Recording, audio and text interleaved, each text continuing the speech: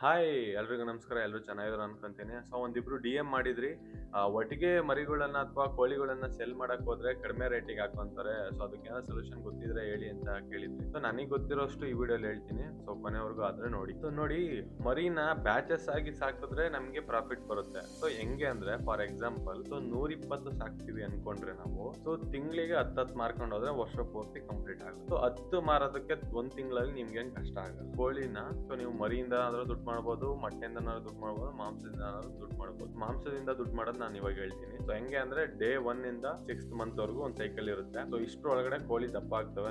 So ನೀವು azolla, ತರಕಾರಿ waste, day 1st ಇಂದ ಮತ್ತೆ 31st ವರೆಗೂ ಕಂಪ್ನಿ ಫೀಡ್ ಹಾಕ್ಬೇಕು, ಬೇರೆ ಫೀಡ್ ಅಲ್ಲಿ ಹಾಕಿ. ಸೊ ಒಂದು ಕೋಳಿ ಅಥವಾ 1 kg ಕೋಳಿಗೆ ಎಷ್ಟು ರೂಪಾಯಿ ಇದೆ ಅಂದ್ರೆ 380 ರೂಪಾಯಿಂದ 400 ರೂಪಾಯಿವರೆಗೂ ಇದೆ. ಸೊ ಮೊಟ್ಟೆ ಹೆಂಗೆ ಅಂದ್ರೆ 10 ರಿಂದ 12 ರೂಪಾಯಿಗೆ ತಗೊಂಡೋಗ್ತಾರೆ. ಈ ಅಕ್ಷಯ ಕಲ್ಪದವ್ರ ಒಂದು ಪ್ಲಾಟ್ಫಾರ್ಮ್ ಫೌಂಡೇಶನ್ ಆ ತರ ಇದೆ.